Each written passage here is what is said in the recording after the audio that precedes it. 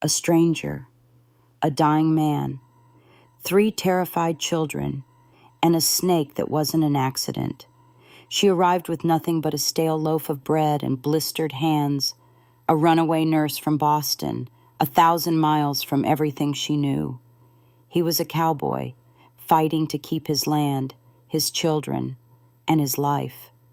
But someone wanted him dead, and they weren't finished. What happened next on that Wyoming ranch will stay with you long after the last word. This story reminds us that courage isn't the absence of fear. It's choosing to stay when every instinct tells you to run. Welcome to a place where the frontier never dies. Stories of rugged cowboys and fearless hearts. If this moved something in you, don't keep it to yourself. Hit that like button, drop a comment below, and subscribe.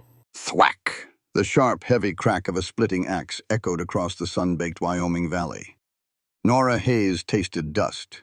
It coated her teeth, lined her parched throat, and clung to the heavy wool of her traveling skirt. A dress built for the polite parlor rooms of Boston, not the unforgiving frontier. Her boots dragged against the cracked earth as she walked up the long, barren lane of the ranch. The midday sun beat down like a physical weight, pressing the air out of her lungs. In her blistered hands, she clutched a cloth sack holding a single, rock-hard loaf of stale bread. She had traded her last silver dime for it 2 towns back. She was exhausted, starving, and running out of places to hide. Thwack! She stopped near the weathered fence line. 50 yards away, a man was bringing an axe down on a thick log. He was built like the land he stood on, broad, rugged, and worn down to the hard elements. Sweat soaked through the back of his faded denim shirt, mapping the heavy pull of muscle beneath. A dark Stetson cast his face in shadow, but the tension in his jaw told a story of a man swinging that axe not just to split wood, but to beat back ghosts. On the porch of the small, timber-framed cabin behind him, 3 children sat in eerie silence. A girl of about 10, holding a fussy toddler on her hip, watched the man with wide, hyper-vigilant eyes. Beside them, a little boy with a mop of dirty blonde hair stared at the dirt, completely motionless. Nora took a breath, preparing to ask for a cup of water from their well. She took 1 step forward. Ch-ch-ch-ch-ch. The sound didn't register as a hiss. It was a dry, bone-chilling rattle that cut through the heavy summer heat like a razor. The cowboy froze. He had just reached his bare hand into the dark, hollow gap of the woodpile to grab the next log. Before he could pull back, a thick blur of mottled brown scales uncoiled from the shadows. The strike was a lightning bolt of pure malice. The rattlesnake's fangs sank deep into the thick, corded muscle of his forearm just below the elbow. With a low, guttural grunt, the cowboy ripped his arm backward, tearing the snake loose. He stumbled against the woodpile, sending a dozen logs crashing into the dust. The diamondback slithered away into the tall, dead grass, vanishing like a nightmare.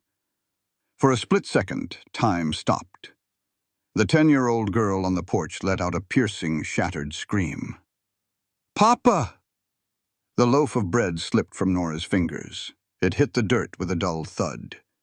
Before her conscious mind could catch up, the instinct she thought she had left behind in a Philadelphia hospital took over. Nora hiked up her heavy skirt and sprinted across the yard. "Stay back!" she yelled at the screaming children as she slid to her knees in the dirt beside the man. He was already on his knees, gripping his forearm. The flesh around the 2 deep puncture wounds was swelling fast, the edges turning a sickening shade of bruised purple. He looked up at Nora, his eyes a startling, fierce, pale blue, clouded with sudden agony. He didn't ask who she was.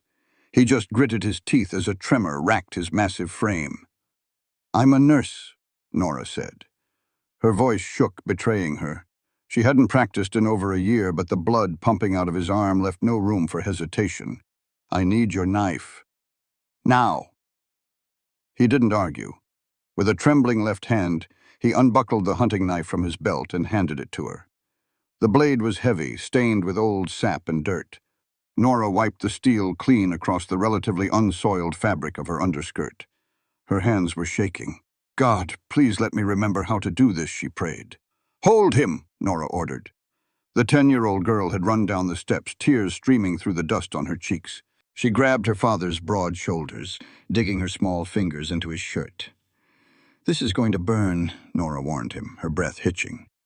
"Do it," he rasped, his jaw locked tight enough to crack teeth. Nora pressed the blade to the swollen, weeping flesh. She made 2 quick, deep incisions over the fang marks, slashing a dark red X into his arm. Blood welled up instantly, hot and thick, spilling over her pale fingers. She dropped the knife, clamped her hands around his forearm, and squeezed with brutal force, forcing the poisoned blood out into the Wyoming dirt. The cowboy let out a ragged, suffocated groan. His head dropped back, the tendons in his neck straining like steel cables. Sweat poured down his face, washing away the dust. The venom was moving too fast. The fever was already lighting fires in his blood. "Keep squeezing," he choked out, his chest heaving. "Don't stop."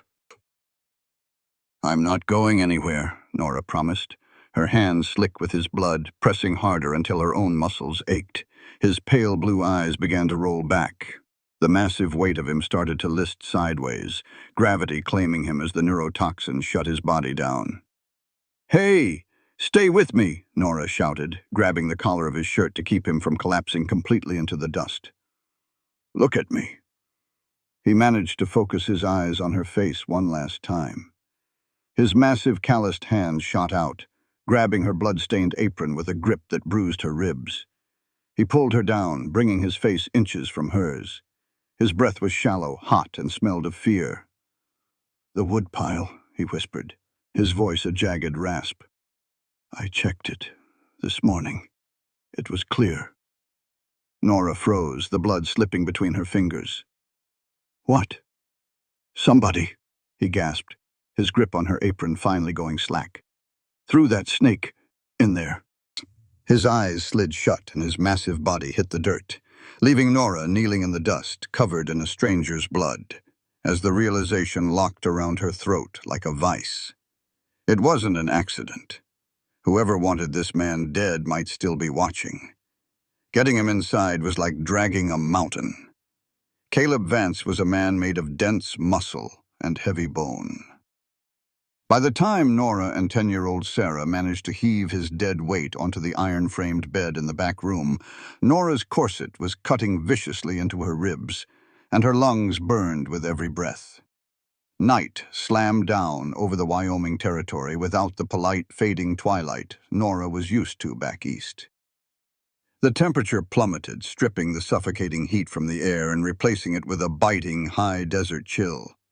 Outside, the wind began to howl, whistling through the cracked chinking of the cabin's log walls. Inside, the only sound was the horrifying wet rasp of Caleb's breathing. The venom had a firm hold now. His skin was slick with a cold, terrifying sweat, yet he radiated heat like a cast-iron stove. The muscles in his uninjured arm twitched in violent, involuntary spasms. "I need boiling water, clean rags, and whatever herbs your mother kept for drawing infection," Nora ordered, her voice clipped and authoritative, desperate to hide her mounting panic. Sarah didn't flinch. The little girl moved with the hollow, mechanical efficiency of a child who had seen too much death already. She fetched a bundle of dried yarrow and a heavy iron kettle, hauling it from the wood stove. "Take your brother and sister into the other room," Nora told the girl softly, taking the heavy kettle. Little Lily was wailing in the kitchen, and 6-year-old Ben was simply standing in the corner, staring blankly at his father's blood on the floorboards. "Close the door, don't come in unless I call for you." Sarah hesitated, her gray eyes locking onto her father's pale face. "Is he going to leave us too?" The question hit Nora like a physical blow. She swallowed hard, forcing a steel she didn't feel into her spine. "Not on my watch. Go." When the door clicked shut, Nora was truly alone with a dying man. She worked by the flickering amber light of a single kerosene lantern. She ground the yarrow, mixing it with the boiling water to make a scalding poultice. Her hands, usually so steady in the sterile, well-lit wards of the Philadelphia hospital, were betraying her. They trembled violently. The dried blood on her skirt crackled with every movement. She was exhausted, starving, and acutely aware that if this man died, those 3 children would be entirely at the mercy of a wilderness that actively wanted to kill them. She knelt beside the bed, preparing to bind the poultice over the slashed, weeping snakebite. Caleb writhed, a raw, guttural moan tearing from his throat. "Rebecca," he slurred into the pillow, the name cracking on his dry lips. "Don't, the wind's too cold." He was trapped in a fever dream, calling out for a ghost. "Hold still, Caleb. Please hold still," Nora whispered, trying to pin his massive forearm down with her left hand, while applying the hot herbs with her right. But her fingers were slick with sweat and shaking too hard. As she reached blindly for the tin basin of cool water to wash away the excess blood, her knuckles clipped the rim. Clatter! The sharp metallic crash rang out like a gunshot in the cramped room. The basin flipped. Cold water spilled across the rough-hewn floorboards, soaking into the knees of her skirt, ruining the only clean water she had left in the room. A ragged sob of pure frustration caught in Nora's throat. She dropped her forehead against the edge of the mattress, her shoulders shaking. She was a runaway, a fraud, a city girl playing savior in a world that chewed people like her up and spit them out. She couldn't even hold a basin steady. Then a sudden weight settled over her trembling, pale fingers. Nora gasped, her head snapping up. Caleb's eyes were open. They were glassy and bloodshot with fever, but for a split second the delirious fog had parted. He wasn't looking at a ghost anymore. He was looking right at her. His good hand, massive, scarred, and rough as a rasp, had reached out to cover hers where it rested on the mattress. The sheer heat of his skin seared through her icy fingers. He didn't grip her tightly. It was a heavy, grounding pressure, anchoring her to the earth when she felt like she was spiraling away. His jaw flexed. He drew in a ragged breath, the effort costing him dearly. "Steady, Boston," he rasped, his voice a low, gravelly rumble that vibrated right through the floorboards. "I ain't dying tonight." Nora stared at him, her breath caught in her throat. The stark contrast between them, his calloused, bruised knuckles against her trembling, pristine skin, sent a sudden, unbidden jolt of electricity straight up her arm. It wasn't just reassurance. It was a promise from a man who looked like he could wrestle death to a standstill. Before she could find her voice, his eyes rolled back, the fever dragging him under once more. His hand went slack, sliding off hers to rest on the blanket. Nora stayed frozen for a long moment, the ghost of his heat still burning on her skin. She took a deep, shuddering breath. The panic was gone, replaced by a sudden, fierce resolve. She adjusted the poultice, bound it tight, and wiped the sweat from his brow. "You better not," she whispered to his sleeping face. Hours bled into one another. The fever broke, spiked, and broke again. Sometime deep in the blackest part of the night, Nora's legs cramped so badly she had to stand up. She walked over to the single dirt-smudged window to press her forehead against the cool glass. The yard was bathed in the pale silver light of a half-moon. The silence of the prairie was vast, heavy, and absolute. A woo, yip, yip. A coyote howled in the distance, a lonely, piercing sound. Suddenly the howl cut off with a sharp yelp. Complete silence slammed back down over the valley. Nora frowned, her eyes scanning the dark edge of the tree line where the property met the wild brush. Animals didn't just stop howling. Something had spooked it. She squinted through the dirty glass. There, hidden deep in the inky shadows of the cottonwood trees, a tiny pinpoint of bright orange light flared. It glowed for 3 seconds, illuminating nothing but the faint wisp of gray smoke rising above it, before it dimmed back into the dark. The cherry of a lit cigarette. Nora's blood ran ice cold. She remembered Caleb's jagged whisper before he passed out in the dirt. "Somebody threw that snake in there. Whoever had tried to kill Caleb Vance hadn't gone home. They were sitting out there in the freezing dark, patiently smoking a cigarette, waiting to see if the poison had finished the job. And if it hadn't, they were coming to finish it themselves. Dawn broke over the Wyoming territory, not with a gentle sunrise, but with a harsh, blinding glare that baked the dust before the rooster even thought to crow. Nora hadn't slept.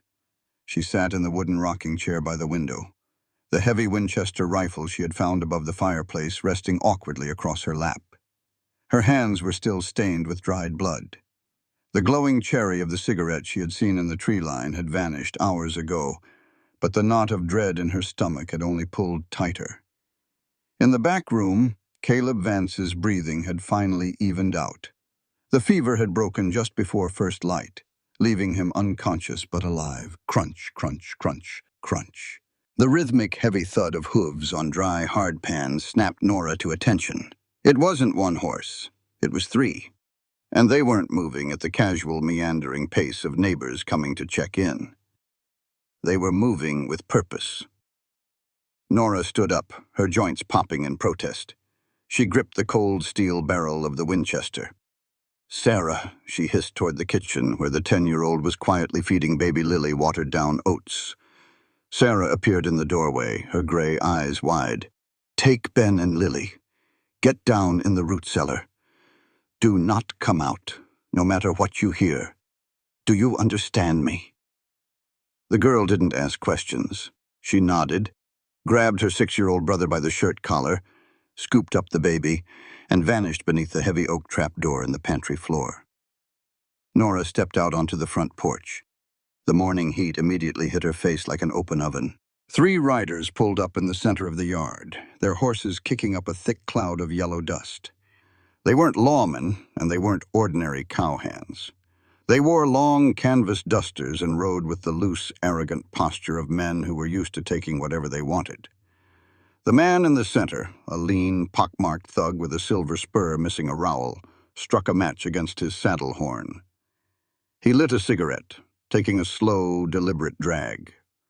Nora recognized the orange glow instantly. He was the watcher from the tree line. "Morning, ma'am," the leader said, exhaling a plume of gray smoke. His eyes crawled over Nora's ruined, blood-stained Boston dress with brazen amusement. "Looks like you had a rough night. Vance in there?" "Mr. Vance is indisposed," Nora said. Her voice wavered for a fraction of a second, but she locked her knees, refusing to back up a single inch. She raised the heavy Winchester, resting the butt against her hip, the way she'd seen soldiers do it in the war wards. She had absolutely no idea if there was a bullet in the chamber. The 3 men laughed. It was a grating, ugly sound. "Well, you tell him Silas Thorne sent us," the smoker said, dropping the polite act. He gestured to the man on his right, who reached into his saddlebag and pulled out a heavy glass jug of kerosene and a bundle of rags. "Thorne's tired of waiting on the paperwork. Tell Vance he signs the deed over to the creek right now, or we start by roasting his horses, and we finish by roasting whatever's left in that cabin." Nora's grip on the rifle tightened until her knuckles turned stark white. Her heart hammered against her ribs like a trapped bird. She was a nurse. She saved lives. She didn't end them. But the thought of the 3 terrified children huddled in the dark cellar behind her ignited a fierce, protective rage she didn't know she possessed. "You step off that horse," Nora said, her voice dropping an octave, steadying into pure ice, "and I will blow a hole clean through your chest." The leader smirked, flicking his cigarette into the dry dirt. "You ain't even got the hammer cocked, sweetheart." Nora froze, realizing her mistake. She fumbled for the lever, panic finally breaching her composure. The men spurred their horses forward. Crack! The agonizing groan of the cabin's heavy front door swinging open on its iron hinges stopped the riders dead in their tracks. Nora gasped, spinning around. Caleb Vance stood in the doorway. He looked like a man who had crawled halfway out of his own grave. He was barefoot, wearing only his denim trousers and a sweat-soaked undershirt. His right arm was heavily bandaged, bound tight to his chest with strips of Nora's petticoat, the fabric already blooming with fresh, bright red blood from the exertion. His skin was a ghastly, translucent gray, shimmering with fever sweat. But his eyes, those pale, piercing blue eyes, were pure, unadulterated murder. In his left hand, steady as a stone pillar, he held a massive Colt .45 peacemaker. The hammer was already pulled back. He didn't yell. He didn't issue a warning. He just raised the heavy iron barrel. Boom! The deafening roar of the gunshot shattered the morning air, echoing off the valley walls like a cannon blast. A violent flash of orange fire erupted from the muzzle. Nora flinched, covering her ears. Out in the yard, the leader's horse reared up, screaming in panic. The man scrambled to hold the reins, but it was too late.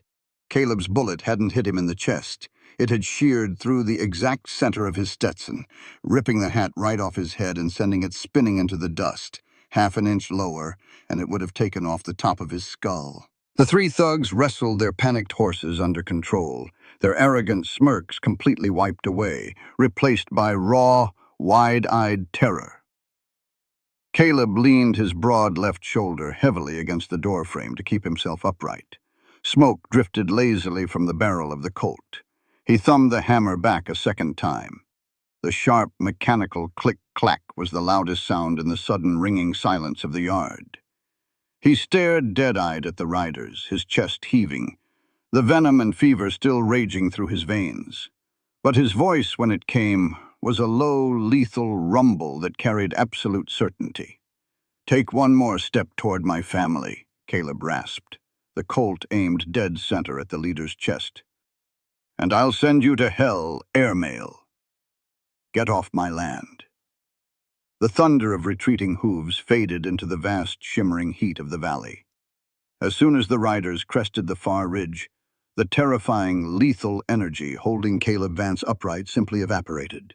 The heavy Colt peacemaker slipped from his trembling fingers, hitting the porch floorboards with a dull clunk. His knees buckled. Nora dropped the Winchester and lunged, catching him before his skull could hit the wood. The sheer weight of him drove her to her knees. He was completely soaked in a cold, sickly sweat, his breathing reduced to a shallow, ragged wheeze. The makeshift bandage around his arm was soaked through, the bright red blood stark against the white cotton.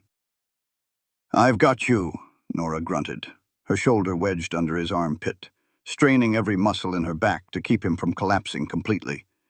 "Sarah, come help me." Between the two of them, they dragged him back to the iron bed. For the next 3 days, Caleb was a prisoner to his own healing flesh. The venom had been purged, but the infection and blood loss left the towering cowboy as weak as a newborn calf, which meant the survival of the Vance Ranch fell entirely onto the shoulders of a runaway Boston nurse. Nora traded her ruined, blood-stained silk skirts for a pair of Caleb's old canvas work trousers, rolling the cuffs up 3 times. She tied her blistered hands in strips of cloth and went to war with the frontier. It was a brutal, humiliating education. Thwack, moo. The angry spotted milk cow kicked backward, catching the tin pail and sending a gallon of fresh, warm milk exploding across Nora's chest. Nora was thrown backward into the dirt, landing hard on her tailbone in a mixture of mud and manure. She sat there for a long moment, chest heaving, wiping a splatter of milk from her cheek, her muscles screaming in protest. Up at the cabin window, Caleb stood leaning heavily against the glass. He had dragged himself out of bed just to check on her. He fully expected the city girl to finally break, to sit in the dirt, put her face in her hands and cry. Instead, Nora let out a frustrated, deeply unladylike breath, picked up the dented tin pail, and marched right back to the cow's flank. She pressed her forehead against the beast's side, muttered a sharp threat under her breath, and started milking again. At the window, the ghost of a smile touched Caleb's cracked lips. She didn't quit. God above, the woman had iron in her spine. By the evening of the 4th day, the brutal Wyoming heat broke, surrendering to a cool, breezy dusk. Nora walked into the cabin, smelling of wood smoke and livestock, her back aching beautifully. She stopped in the doorway to the main room, her breath catching in her throat. Caleb was sitting by the unlit hearth. Baby Lily was tucked securely in the crook of his good arm, fast asleep. In his left hand, he held a small pocket knife. Snick, snick, snick. With slow, precise movements, he was whittling a piece of soft pine. Nora stepped closer, moving quietly so she wouldn't disturb the peace of the room. He was carving a tiny, perfectly proportioned wooden horse for the baby. The hardened, lethal man who had nearly blown a rider's head off 3 days ago was gone. In his place was a father, his broad shoulders hunched protectively over his youngest child, his pale blue eyes incredibly soft as he blew the wood shavings from the toy. The contrast made Nora's heart do a strange, heavy stutter in her chest. He looked up, catching her staring. For a second, neither of them spoke. The air in the quiet cabin felt suddenly thick, charged with an unspoken gravity. "Dinner's ready," Nora whispered, breaking the spell. They gathered around the scarred oak table. The meal was meager, a thin, watery stew made from the last of the root vegetables, and the remaining half of the rock-hard loaf of bread Nora had brought with her on that fateful day. Nora portioned it out carefully, ensuring Caleb and the children got the bulk of the stew. She took the smallest bowl for herself and didn't touch the bread. 6-year-old Ben, who hadn't uttered a single syllable since Nora arrived, sat across from her. He looked at her bowl, then at his own plate. Slowly, his small, dirty fingers reached out. He picked up his piece of the stale crust, broke it exactly in half, and pushed it silently across the rough wood of the table until it touched Nora's hand. Nora stared at the crumb-covered wood. A sudden, fierce lump formed in her throat. It was just a piece of stale bread, but it felt like a holy sacrament. It was acceptance. She wasn't a stranger anymore. She was part of the pack. She looked up. Caleb was watching her from the head of the table. His eyes were dark, unreadable, but they missed absolutely nothing. Later that night, after the children were asleep, Nora sat on the porch, wrapping her blistered hands in fresh bandages. The moon was a sharp silver crescent hanging over the valley. The screen door whined. Caleb stepped out, moving stiffly. He sat down heavily in the rocking chair beside her. "You shouldn't be out of bed," Nora said, not looking up from her bandages. "You shouldn't be mucking out stalls," Caleb replied, his voice a low rumble in the dark. He reached into his shirt pocket and pulled out a small tin of drawing salve. He took her hands, his rough thumbs gently rubbing the soothing ointment over her raw, cracked knuckles. Nora shivered at the contact, the warmth of his hands seeping deep into her bones. "Why does Thorne want this place so badly?" she asked quietly, looking out at the barren, moonlit yard. "The soil is baked. The grass is dead. There are larger ranches closer to town." Caleb stopped rubbing her hands, though he didn't let them go. He looked out into the darkness. "Listen," he commanded softly. Nora stilled. Beneath the sound of the wind, beneath the chirping of the crickets, she heard it. A low, steady, beautiful rushing sound coming from the tree line behind the barn. "Water," she breathed. "The Sweetwater Creek," Caleb said, his jaw tightening. "It runs deep underground before it surfaces on my property line. It's the only free-flowing water source left in a 50-mile radius. This drought has lasted 8 months. The rivers are mud. The public wells are spitting dust." He turned his head, his pale eyes catching the moonlight. "Silas Thorne has 3,000 head of cattle dying of thirst on the other side of that ridge. If he doesn't get them water in the next 2 weeks, he loses everything. His empire, his money, his power, all of it." Nora felt the blood drain from her face. It wasn't about a few acres of dirt. It was about survival on a massive scale. "He's a desperate man, Nora," Caleb said, his voice dropping to a grim, chilling whisper. "And desperate men don't care about the law. They don't care about deeds. They care about blood."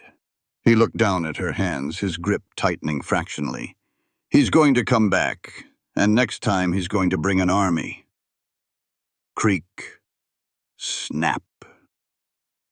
Caleb pulled the leather cinch tight beneath the belly of his roan gelding, his jaw locking against the sharp flare of pain radiating from his healing right arm. It had been 7 days since the snake bite. He was still pale, and his muscles shook with the effort of saddling the horse, but the venom was gone. What remained was a cold, hard urgency. Nora stood by the porch rail, wiping her flour-dusted hands on her apron. The morning air was already baking the dew off the dead grass. "You shouldn't be riding," she said, her voice tight with worry. "The stitches aren't fully closed." "I don't have a choice," Caleb grunted, swinging himself up into the saddle with a heavy, pained exhale. He looked down at her, the brim of his Stetson casting a dark shadow over his pale blue eyes. "I'm going to the county office in town. Once the sheriff sees the official ledger proving my father staked this land in '58, Thorne's threats won't mean a damn thing. It's federal law." He adjusted the reins in his left hand. "Keep the doors barred. Don't open them for anyone but me." Nora nodded, stepping back as the horse stamped its hooves in the dust. She watched him ride out, the rhythmic thud, thud, thud of the gelding fading into the vast, shimmering heat of the valley. The ride into town took 3 grueling hours. By the time Caleb pushed open the heavy oak doors of the county land office, his shirt was plastered to his back with sweat. Sheriff Miller was sitting behind the scarred wooden desk, his boots propped up next to a massive leather-bound county ledger. Miller was a thick-necked man with a silver star pinned to his vest, and the complacent, lazy eyes of a man who rarely had to fight his own battles.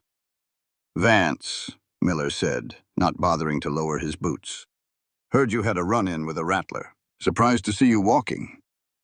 "Takes more than a snake to put me in the dirt," Caleb said, his voice a low, gravelly rasp. He stepped up to the desk, the silver spurs on his boots jingling sharply in the quiet room. "I need the 1858 ledger. I'm pulling the official survey coordinates for the Sweetwater tract." Miller let out a slow, exaggerated sigh. He swung his boots off the desk and pulled the massive book toward him. Thump. "You know, Silas Thorne filed a dispute claim yesterday," Miller said casually, licking his thumb as he began to flip through the heavy, yellowed parchment pages. "Russell. Says the original markers were washed out in the flood of '62. Says that creek technically runs through unassigned county lines." "Thorne's a liar," Caleb growled, leaning his good hand flat on the desk. "And the ink in that book proves it. Page 84. Miller stopped turning the pages. He looked up at Caleb, a faint, mocking smirk playing at the corners of his mouth. Then he spun the heavy ledger around so it faced Caleb. Caleb looked down. The breath was knocked out of his lungs. Page 83 sat on the left. Page 85 sat on the right. In the center, right where the spine of the book met the binding, was a jagged, torn strip of paper. Page 84. The sole legal document proving Caleb's father had staked the Sweetwater Creek, the only thing standing between his children and absolute ruin, had been violently ripped out. The silence in the room was deafening. "Well, I'll be," Miller drawled, leaning back in his chair and folding his hands over his stomach. "Looks like we got a rodent problem in the archives. Mice must have chewed right through the binding. Shame, really. Without that page, Vance, you ain't got a pot to piss in. Legally speaking, Thorne has every right to move his herd onto that water." Caleb's blood turned to ice. He stared at the torn edge of the paper. It wasn't mice. The tear was clean, straight, and recent. He slowly looked up from the book to the sheriff. His eyes drifted from Miller's smug face down to the man's vest. A silver button was missing from Miller's coat. The exact same silver button 6-year-old Ben had found in the dirt outside Caleb's barn the morning after the riders came. Thorne didn't just own the cattle. He owned the law. The trap had snapped shut, and Caleb was completely boxed in. Night had fully fallen by the time Caleb rode back into the yard. Inside the cabin, the fireplace crackled, casting a warm, golden glow over the room. Nora was at the table, mending a tear in Sarah's dress. She looked up, her face lighting with a relieved smile when the heavy front door opened. The smile died the second she saw his face. Caleb walked in like a dead man. He didn't take off his hat. He didn't look at the children sleeping in the back room. He walked straight to the heavy oak table, reached into his denim pocket, and pulled out a small leather coin purse. Clink. He dumped the contents onto the rough wood. $3 silver and a crumpled $5 bill. His entire life savings. Nora slowly lowered the sewing needle. "Caleb? What happened?" "Pack your bags," Caleb said. His voice was completely hollow, stripped of all its usual thunder. He stared at the money, refusing to meet her eyes. "There's a stagecoach leaving town tomorrow at noon. It connects to the eastbound train in Cheyenne. This is enough to get you back to Boston." Nora stood up, the chair scraping loudly against the floorboards. "What are you talking about? Did you get the deed?" "There is no deed," Caleb said, his voice finally cracking, a raw, jagged edge of pure defeat bleeding through. He gripped the edge of the table, his knuckles turning white. "Thorne bought the sheriff. They ripped the page right out of the county ledger. The law isn't coming to help us, Nora. The law is coming to burn us out." He finally looked up at her. His pale blue eyes were shattered, drowning in a grief so deep it made Nora's chest ache. "I can't protect you," he whispered. "I can't even protect my own kids. If Thorne wants the creek, he's going to have to kill me for it. And I won't let you be here when the shooting starts. Take the money. Go home." Nora looked at the crumpled bills on the table. She looked at the hardened, broken cowboy standing in front of her, a man who was willing to walk into a slaughter alone just to keep her safe. Slowly, deliberately, Nora reached out and swept the money off the table.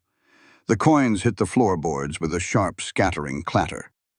Caleb blinked, startled. "What the hell are you doing?" "I am not going to Boston," Nora said, her voice dropping to a low, fierce whisper that carried more power than a scream. She stepped around the table. She didn't stop until she was inches from him, invading his space, forcing him to look down into her blazing, defiant eyes. She could feel the heat radiating from his chest, smell the dust and sweat and desperation on him.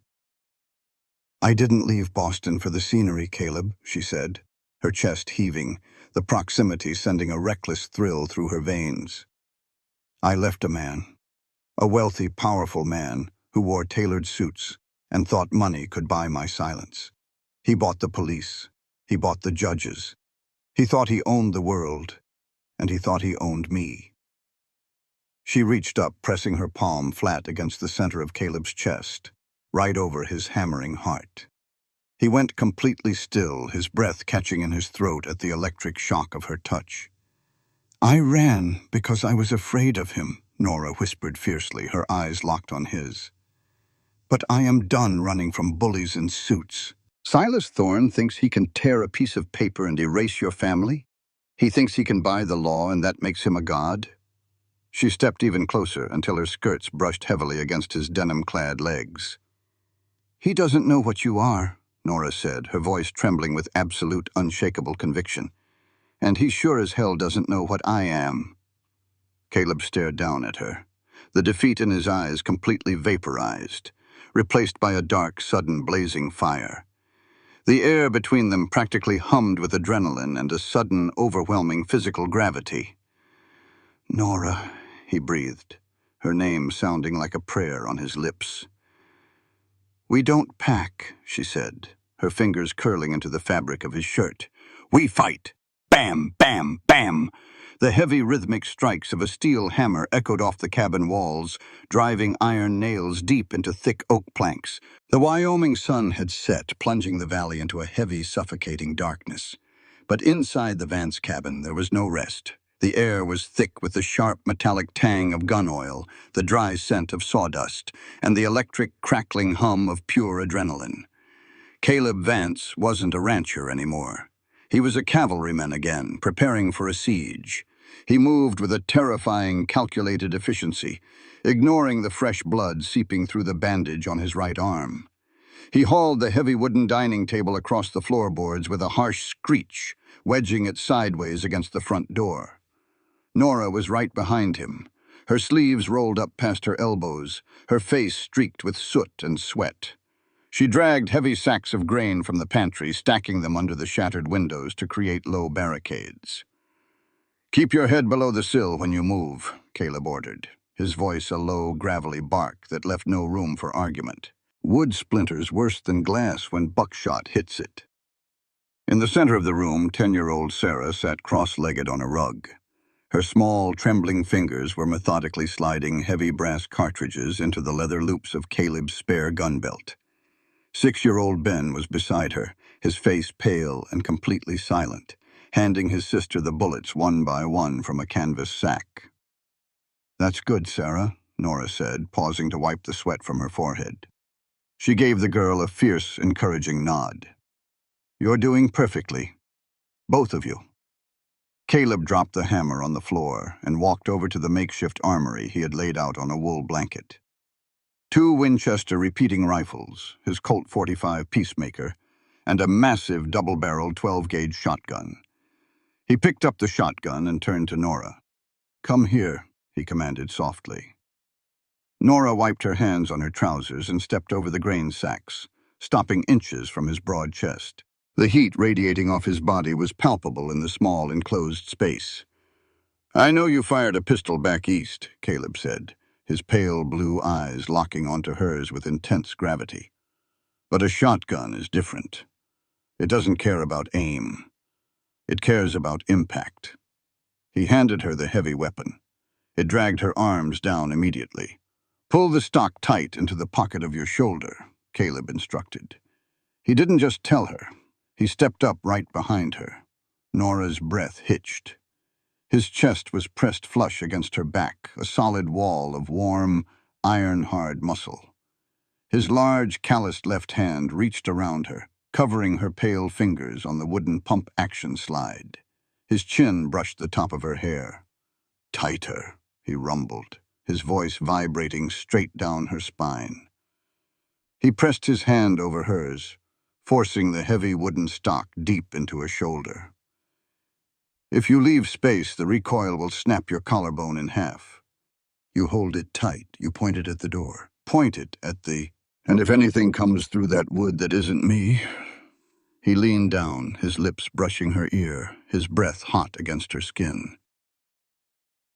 "You pull both triggers, and you don't close your eyes. Understand?" "I understand," Nora whispered, her pulse hammering so hard in her throat she was sure he could feel it. He didn't step back immediately. For 3 agonizing seconds, Caleb just stood there, his body wrapped around hers in the dim, lantern-lit cabin, surrounded by guns and grain sacks. The terrifying reality of what was about to happen, the very real chance that they would all be dead by sunrise, stripped away every polite boundary, every hesitation, every wall they had built. "Sarah," Caleb said, his voice suddenly thick, rough with an emotion he was struggling to strangle. He finally stepped away from Nora, though his eyes never left her face. "Take Ben and Lily. Get down in the root cellar. Take the water jug." "Papa," Sarah started, her voice breaking. "Now, Sarah," Caleb said, dropping the harshness. It was a plea. The little girl nodded, tears spilling hot and fast down her cheeks. She grabbed her brother's hand, scooped the sleeping baby off the bed, and hurried into the pantry. The heavy oak trapdoor slammed shut with a heavy thud, the iron latch clicking into place from the inside. Silence descended on the main room. It was just the 2 of them now. Caleb looked around the barricaded cabin, then back at Nora. She was standing by the fireplace, the heavy shotgun still gripped in her hands, looking incredibly small but impossibly brave in his oversized clothes. The iron control Caleb had maintained for a year, the stoic, silent grief that had frozen his heart since his wife died, suddenly shattered. He crossed the room in 3 massive strides. He didn't ask, he didn't hesitate. Caleb took the shotgun from her hands, set it blindly on the mantel, and grabbed her waist, spinning her around and pinning her back against the rough-hewn log wall. Nora gasped, looking up into his face. The sorrow, the fear, the desperate, overwhelming need in his pale blue eyes took her breath away. "You should have gone to Boston," he groaned, his voice a ragged, broken whisper against her lips. "God, Nora. If anything happens to you tonight..." "Shut up," Nora breathed fiercely. Her hands flew up, tangling deep into his thick, dark hair. "I am exactly where I want to be." Caleb let out a low, desperate sound. He crashed his mouth down onto hers. It wasn't a gentle kiss. It was a collision. It was messy, breathless, and tasting of salt, fear, and the metallic tang of gun oil. Caleb kissed her like a man dying of thirst who had finally found water, his massive hands gripping her waist, lifting her slightly off the floorboards. Nora kissed him back with equal fierce abandon, her fingers gripping his broad shoulders, anchoring herself to the only solid thing left in a world that was about to burn. The physical tension that had been building between them for days finally snapped like a taut wire. It was a claiming, a desperate, passionate defiance of the death waiting for them outside the door. He trailed hot, open-mouthed kisses down her jaw, burying his face in the crook of her neck, breathing in the scent of her like it was the only oxygen left in the room. "Caleb," she gasped, her hands clutching his shirt, her eyes sliding shut. "Arf, arf." Outside in the yard, Buster, the old ranch hound, barked sharply. "Arf, arf, grrr." Caleb froze instantly. His head snapped up. The fierce, romantic haze evaporated in a microsecond, replaced by the lethal, hyper-focused instinct of a soldier. He lowered Nora gently back to the floorboards, putting a finger to his lips. "Shh." Nora held her breath. Her lips were still swollen, her heart still threatening to beat its way out of her chest. Outside, the hound's low, warning growl suddenly cut off. It didn't fade away. It stopped completely, followed by a faint, muffled thump in the dirt. Then, absolute, dead silence. No crickets, no wind, nothing. From beneath the floorboards in the pantry, a tiny, terrified voice drifted up through the cracks in the wood. It was Sarah. "Papa?" the little girl whispered, the sound shivering with pure terror. The dog stopped barking. Caleb locked eyes with Nora in the dim light. He reached out and grabbed the Winchester repeating rifle off the table, racking the lever down with a sharp, heavy clack-clack. The siege had begun. With one quick, sharp breath, Caleb blew out the single kerosene lantern. The cabin was instantly plunged into a pitch-black, suffocating darkness. The only light was the faint silver sliver of the moon bleeding through the gaps in the boarded-up windows. "Get down!" Caleb hissed, his large hand pressing hard between Nora's shoulder blades, forcing her to her knees behind the heavy barricade of grain sacks. Nora crouched in the dark, her heart hammering wildly against her ribs, her hands slick with sweat on the cold, polished wood of the Winchester she held ready to hand him. The silence stretched. 1 second, 2, 5. It was the terrifying, suspended silence right before a wave crashes over a ship. Nora could hear her own pulse roaring in her ears. From beneath the floorboards, a muffled, terrified whimper drifted up from baby Lily. Then, the world exploded. Crack, crack, crack, crack. A volley of gunfire erupted from the tree line. Bullets tore through the front of the cabin with deafening, violent force. The glass of the 2 front windows completely shattered, raining sharp, deadly shrapnel across the floorboards. Heavy lead slugs slammed into the thick oak logs of the walls with wet, heavy thuds. Nora screamed, throwing her arms over her head as a bullet punched straight through the door, burying itself into the dining table barricade just inches from her ear. Dust and splinters sprayed across her face. Caleb didn't flinch. He didn't duck. He rose up slightly behind the window barricade, the barrel of his Winchester resting on a sack of oats. He didn't fire wildly into the dark. He waited for the muzzle flashes from the tree line to betray their positions. Flash. Caleb fired. Boom! He worked the lever with blinding speed. Clack, clack, flash. Boom! Out in the darkness, a man let out a sharp, gargled scream, followed by the heavy thud of a body hitting the dirt. "Reload!" Caleb roared over the deafening din, dropping his empty rifle and reaching out his hand blindly in the dark. Nora scrambled forward on her hands and knees, ignoring the sharp bite of broken glass slicing through her trousers. She shoved the fully loaded spare Winchester into his waiting hand and grabbed his empty one. Her fingers were shaking so violently she dropped the first 2 brass cartridges onto the floor. "Focus, Nora! Focus!" she screamed at herself. She was a trauma nurse. She had pulled bullets out of men's chests. She could put them into a magazine. She forced her breathing to steady, blindly thumbing the heavy brass rounds through the loading gate. Click, click, click. Toom! The entire cabin shook. Dust rained down from the ceiling rafters. Nora gasped, looking toward the front door. Toom! The heavy oak planks groaned, bowing inward. The heavy dining table scraped backward across the floorboards by an inch. "They've got a fence post!" Caleb yelled, firing 3 rapid shots through the shattered window to lay down covering fire. "They're trying to batter the door off its hinges!" Thoom!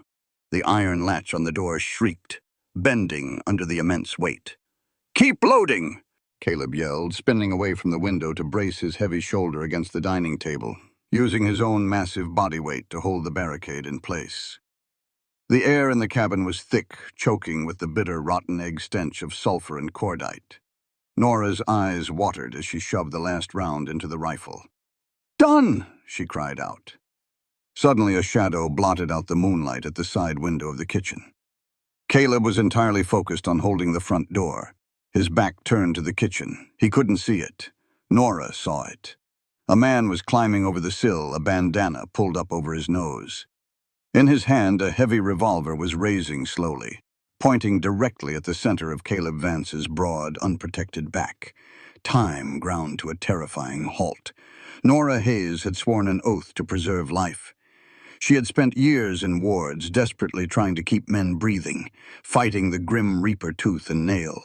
She was a healer. But as she looked at the man aiming a gun at the father of the 3 terrified children hiding beneath her feet, at the man who had kissed her like she was the only oxygen left on Earth, the healer vanished. Nora dropped the rifle. She lunged for the mantel and grabbed the massive 12-gauge shotgun. She remembered Caleb's voice against her ear. "Pull it tight into the pocket of your shoulder." She brought the heavy wooden stock up, slamming it hard into her shoulder joint. "Don't close your eyes." She leveled the twin barrels dead center at the shadow in the window. The man saw her movement. He swung his revolver toward her, his finger tightening on the trigger. Nora pulled both triggers at the exact same time. Kaboom! The sheer catastrophic violence of the recoil kicked Nora completely off her feet. She was thrown backward, crashing hard against the cast-iron wood stove. Her ears rang with a high-pitched, agonizing whine. Through the thick, billowing cloud of gray smoke, she saw the window. The man was gone. The entire wooden frame of the window had been blown completely out into the yard. Caleb spun around at the deafening blast, his Colt drawn. He saw the ruined window, and then he saw Nora slumped against the stove, the smoking shotgun lying across her lap. Her eyes were wide, completely shell-shocked. He crossed the room in a heartbeat, dropping to his knees beside her. He grabbed her face in his large, calloused hands, his thumbs wiping the soot from her cheeks. "Nora, Nora, look at me," he commanded, his voice piercing through the ringing in her ears. "Are you hit?" She shook her head slowly, her chest heaving as the brutal reality of what she had just done washed over her. I shot him. Caleb, I killed him." "You saved my life," Caleb said fiercely, his thumbs pressing into her jaw, forcing her to stay present. "You saved all of us." Before Nora could process the words, a new sound cut through the ringing silence of the pause in the gunfire. It wasn't the crack of a rifle. It was a soft, crackling whoosh. And then came the smell. It wasn't the sharp bite of gunpowder anymore. It was the heavy, cloying stench of burning dry hay and ancient weathered wood. A bright, flickering orange glow suddenly illuminated the shattered windows, casting wild, dancing shadows across the cabin walls. Caleb let go of Nora's face and stood up, looking out the ruined window. The blood drained completely from his face. Silas Thorne's men couldn't breach the cabin door, so they had thrown a kerosene lantern into the barn. No, Caleb whispered, his voice cracking with a pure, agonizing terror that 100 bullets couldn't have pulled from him. From inside the blazing barn, the 3 draft horses began to scream. Crackle, roar. The fire didn't build slowly. It devoured the dry, ancient timber of the barn with a ravenous, explosive fury. A towering pillar of black smoke and twisting orange flame shot into the pitch-black Wyoming sky, casting a hellish, flickering glare across the bullet-riddled cabin. Inside, the heat was already pressing through the shattered windows like a physical weight. But the heat was nothing compared to the sound. Knee-haw! The terrified, high-pitched shrieks of the 3 draft horses trapped inside the burning structure pierced straight through the gunfire. It was an agonizing, human-like scream of pure, helpless panic. Caleb Vance went completely rigid. The color drained from his face, leaving him looking like a ghost illuminated by hellfire. He was a man who had ridden through the bloodiest cavalry charges of the war. He had seen men die. But the sound of innocent animals burning alive struck a chord deep in his soul that he could not, would not, ignore. Those horses had plowed his fields. They had carried his children. They were his responsibility. No, Caleb breathed, his voice vibrating with a terrifying, absolute resolve. He dropped the empty shotgun, snatched the fully loaded Winchester from the floor, and spun toward the heavy oak door. "Caleb, wait!" Nora screamed, scrambling over the grain sacks and grabbing his arm. Her fingers dug into his sweat-soaked shirt. "It's a trap! Thorne's men lit that fire to draw you out. The second you step off this porch, they'll cut you to pieces." "I can't let them burn, Nora," Caleb said. He didn't yell, but the raw, gravelly intensity of his voice left absolutely zero room for debate. He looked down at her hand gripping his arm, then up to her soot-stained face. "I won't let them burn." He grabbed her shoulders, his large hands anchoring her in the chaos. "Listen to me," he commanded, his pale blue eyes locking onto hers with a fierce, burning urgency. "You take my Colt. You get to the front window. When I kick this door open, you lay down a wall of lead into that tree line. You shoot at the muzzle flashes. You don't stop pulling the trigger until the hammer clicks on empty. Understand?" Nora looked at the blazing inferno outside, then back at the man who was fully prepared to trade his life for 3 horses. The pure, selfless courage of it shattered the last of her fear. The Boston nurse was gone. Only the frontier woman remained. "I won't stop," Nora swore, her voice dropping to a low, lethal whisper. Caleb gave her one sharp nod. He shoved the heavy dining table back just enough to crack the door open. "Now!" Caleb roared. Nora threw herself against the windowsill, aiming the heavy Colt .45 Peacemaker out into the smoke-filled yard. She didn't hesitate. She squeezed the trigger. Bam! Bam! Bam! The heavy recoil jerked her arms upward, but she forced the barrel back down, firing blindly into the dark tree line, suppressing the shooters. Caleb kicked the heavy oak door open and sprinted. He didn't run like a wounded man. He ran like a terrifying force of nature, his long legs eating up the 50 yards of open dirt between the cabin and the barn. Zing! Whine! Bullets cut through the air around him like angry hornets. One slug kicked up a plume of dust inches from his boot. Another shattered the wooden post of the porch right behind him. Nora kept firing. Bam! Bam! "Keep your heads down, you bastards!" she screamed, her throat tearing with the effort. Click! The Colt was empty. She dropped it and scrambled for the Winchester. Out in the yard, Caleb hit the heavy sliding doors of the barn. The heat was apocalyptic. The paint on the wood was bubbling and peeling. He threw his shoulder against the timber, ignoring the searing pain in his healing right arm, and shoved with every ounce of his massive strength. The doors groaned and slid back. A wall of black, choking smoke billowed out. Caleb vanished into the inferno. For 10 agonizing seconds, Nora stopped breathing. The gunfire from the tree line ceased, the shooters waiting to see if the cowboy would burn. Suddenly, a massive shape erupted from the smoke. It was the big gray gelding, its eyes rolling white with terror, mane singed and smoking. It bolted into the open yard, followed immediately by the roan and the old mare. Caleb had slashed their halters and driven them out. Nora let out a choked sob of relief. A split second later, Caleb burst through the barn doors, coughing violently, his shirt blackened with soot. He had his rifle in his left hand, turning to sprint back to the cabin. But the firelight was too bright. It illuminated him perfectly against the dark backdrop of the night. From the far edge of the tree line, a rifle cracked. Thwack! It was a wet, sickening sound. The sound of heavy lead punching through dense muscle and bone. Caleb's massive frame jerked violently. His left shoulder spun backward, the impact completely blowing his footing out from under him.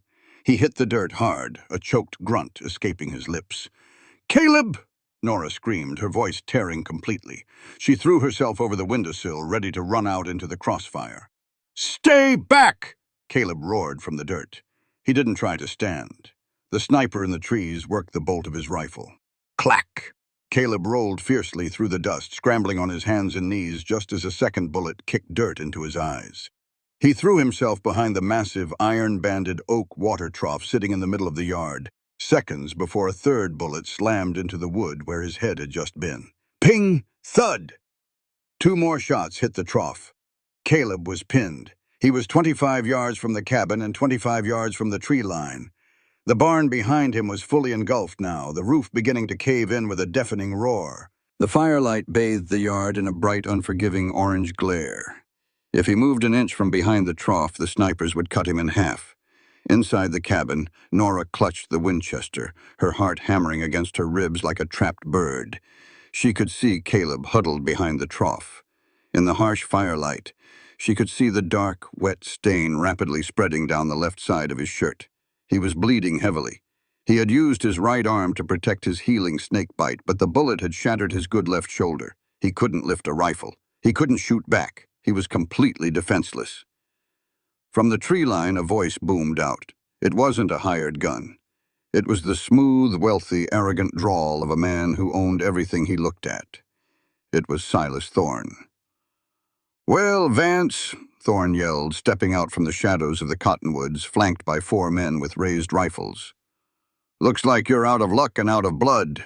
Now you can bleed to death behind that trough, or you can tell your woman to toss the guns out the window and come sign this paper." Nora's breath hitched. She looked at the empty guns on the floor. She looked at the trap door leading to the terrified children. And she looked at the man bleeding into the Wyoming dirt, the man who had risked everything to save the innocent. She wasn't going to let him die in the dust, and she sure as hell wasn't going to surrender. Nora set the Winchester down. She turned around, her eyes scanning the dim, smoke-filled cabin, searching desperately for a weapon. Her gaze landed on the heavy wooden crate Caleb had dragged up from the root cellar 2 days ago. The crate he used for clearing deep tree stumps. She walked over and kicked the lid off. Inside, neatly packed in sawdust, were 6 thick red wax paper cylinders of mining dynamite.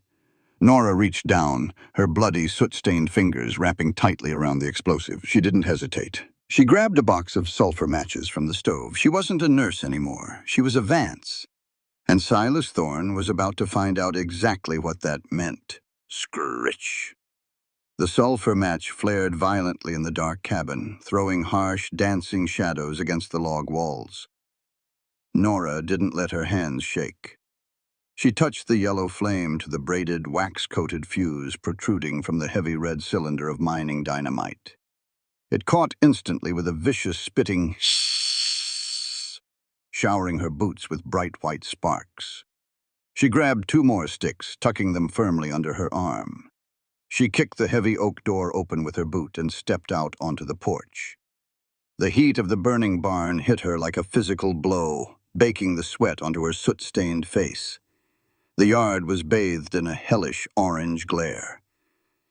25 yards away, Caleb was bleeding into the dirt behind the bullet-riddled water trough. His left arm hung useless at his side, the sleeve soaked black with blood. Standing just 10 feet from him, illuminated by the flames, was Silas Thorne. Thorne was a man who wore his wealth like armor. A tailored wool suit, a custom-tooled gun belt, and a silver-plated Winchester rifle currently aimed directly at Caleb's chest. 4 of his hired guns fanned out behind him in the dust, their weapons raised and ready. "Last chance, Vance," Thorne drawled, his voice utterly devoid of mercy over the roar of the fire. He pulled a folded, blood-smudged deed from his inside coat pocket and tossed it into the dirt near Caleb's boots. "Sign it with your good hand, or I put the next bullet through your knee. And then I go inside and ask the lady to sign it for you." Caleb's jaw locked. He leaned his head back against the iron bands of the trough, his chest heaving, his pale blue eyes burning with a murderous, helpless rage. "Hey, Thorne." The female voice cut through the crackle of the inferno like a whip crack. Thorne's head snapped toward the cabin. The 4 hired guns shifted their rifles. Nora stood at the top of the porch steps. She was wearing Caleb's oversized canvas trousers and a blood-stained apron. Her hair had escaped its pins, falling in wild, soot-covered tangles around her shoulders. And in her raised right hand, she held a stick of dynamite with a rapidly burning fuse. The sound carried across the yard, sharp and terrifying. Thorne's smug expression vanished. The men behind him instinctively took a step back, their eyes wide, locked on the sparking explosive. "You want the Sweetwater Creek, Silas?" Nora yelled, her voice echoing off the valley walls, projecting every ounce of the fierce, unyielding iron she had forged over the last week. "You want to save your 3,000 head of dying cattle?" She raised the dynamite higher. The fuse was down to 3 inches. "I've got enough mining powder here to level a mountain," Nora shouted, bluffing with a terrifying, absolute conviction. "You shoot him and I don't throw this at you. I throw it at the limestone narrows just above the creek bed. It'll blow the natural dam to Kingdom Come. The water will flood the salt flats and turn to toxic mud." Thorne's eyes darted from the dynamite to her face. The color drained from his cheeks. "Shoot him," Nora challenged, her eyes blazing with a wild, desperate fire. "And your cows drink poisonous sludge by sunrise. You lose everything." Thorne hesitated. It was only a fraction of a second, a momentary panicked calculation of a businessman realizing he was about to lose his entire empire to a crazy woman holding a lit fuse. But a fraction of a second was all Caleb Vance needed. Ignoring the shattered bone in his left shoulder, ignoring the lingering fiery ache of the snakebite in his right arm, Caleb exploded from behind the water trough. He didn't run. He launched his massive frame like a battering ram. Before Thorne could swing the silver-plated Winchester back around, Caleb slammed into him. The impact was brutal, a sickening crunch of bone and muscle. Thorne was lifted completely off his feet, the rifle flying from his grasp as both men crashed into the Wyoming dirt. Caleb didn't give him a chance to recover. With a feral, breathless roar, he pinned the cattle baron to the ground, bringing his heavy right fist down across Thorne's jaw with the force of a falling anvil. Thorne went completely limp, his eyes rolling back in his head. The 4 hired guns raised their weapons, panic setting in. "Drop 'em!" Nora screamed. The fuse was down to half an inch, burning dangerously close to her fingers. She wound her arm back like a baseball pitcher. "I said drop them!" She hurled the dynamite high into the air. The red cylinder arced over the yard, sailing directly over the heads of the hired guns, and plummeted straight through the collapsed flaming roof of the ruined barn. "Get down!" Caleb roared, throwing his massive body over Thorne's unconscious form, shielding himself from the blast. The hired guns threw their rifles into the dirt and dove for the ground, covering their heads. Nora threw herself flat onto the porch floorboards. Kaboom! The explosion was catastrophic. The shockwave visibly rippled through the thick smoke, hitting the cabin with the force of a hurricane. The remaining timbers of the barn were vaporized into a brilliant, blinding mushroom cloud of orange fire, dust, and splintered wood. The ground shook so violently it rattled the teeth in Nora's skull. A heavy shower of sparks and ash rained down over the yard, hissing as it hit the dirt. Then, a stunning, ringing silence fell over the Vance ranch. The ringing in Nora's ears slowly faded, replaced by the heavy, ragged sound of her own breathing. She pushed herself up onto her elbows, coughing through the thick cloud of pulverized dust. Out in the yard, the 4 hired men were still on the ground, their hands firmly clamped over their heads, completely surrendering to the devastating violence they had just witnessed. Caleb slowly pushed himself up from the dirt. He was bleeding, battered, and covered in gray ash, looking like a terrifying demon born of the frontier itself. He reached over, picked up Thorne's silver-plated Winchester with his good right hand, and racked the lever. Clack, clack. He pointed the barrel squarely at the backs of the terrified thugs. "Don't move a muscle." Caleb rasped, his voice rough as sandpaper. He slowly turned his head, his pale blue eyes searching through the drifting smoke, until they locked onto Nora. She was sitting up on the porch, bruised, exhausted, and perfectly safe. A long, silent look passed between them. A profound, staggering realization that they had actually survived. The war was over. They had won. Before either of them could speak, the heavy iron latch of the cabin door clicked. Crack! Caleb froze. Nora snapped her head around. The heavy oak door slowly swung open. Standing in the doorway, clutching the frame with small, dirt-smudged fingers, was 6-year-old Ben. He was staring out at the smoldering ruins of the barn, the surrendered men in the dirt, and his father, still standing tall in the smoke. For nearly a year, since the day his mother had been lowered into the earth, the boy had not uttered a single syllable. Ben blinked his large gray eyes. He looked at Nora, and then he looked at his father. He took one hesitant step out onto the porch. "Is it over, Papa?" the little boy asked, his voice a tiny crystal-clear bell ringing through the ash. Caleb Vance lowered the rifle. The hardened, lethal cowboy who had just fought an army single-handedly suddenly dropped to his knees in the dirt, the fight completely draining out of him. "Yeah, Ben," Caleb choked out, tears finally cutting tracks through the soot on his face. He held out his good arm. "Yeah, it's over." Clink, clack. The heavy iron handcuffs locked securely around Silas Thorne's wrists. By noon the next day, the yard was swarming with United States Marshals. Nora's letter hadn't reached the governor, but the explosions and the gunfight had echoed far enough across the valley to finally draw the attention of the federal lawmen stationed in Cheyenne. They didn't care about the local sheriff's padded pockets. They cared about the crater where Caleb's barn used to be, and the dozen shell casings littering the dirt. Thorne was stripped of his silver-plated rifle, his tailored coat ruined with soot and dirt from where Caleb had beaten him into the ground. As the marshals shoved him into the back of a fortified prison wagon, Thorne didn't look like a god of the frontier anymore. He just looked like a desperate, broken old man. Caleb stood on the porch, his left arm bound tightly in a stark white sling Nora had fashioned from clean bedsheets. He was bruised, battered, and smelled of smoke, but as he watched the wagon roll down the lane and out of their lives forever, his posture was entirely different. The crushing, invisible weight that had bowed his broad shoulders for a year was gone. Nora stood beside him, her hand resting lightly on his uninjured right arm. Above them, the sky began to change. The harsh, blinding glare of the 8-month Wyoming drought gave way to thick, rolling banks of charcoal-gray clouds pushing over the ridge. The wind shifted, carrying a sharp electric scent that made the hairs on Nora's arms stand up. Plop. A single heavy drop of water hit the dusty floorboards of the porch. Plop, plop. Then the heavens simply opened up. It wasn't a gentle shower. It was a torrential, violent, beautiful deluge.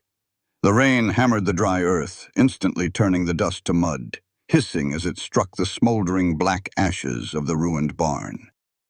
Caleb and Nora didn't run inside. They stepped out from under the porch roof, turning their faces up to the sky. The freezing rain plastered Nora's hair to her cheeks and soaked Caleb's shirt, washing away the dried blood, the soot, and the lingering ghosts of the night before. Caleb looked down at her, the rain catching in his thick, dark eyelashes.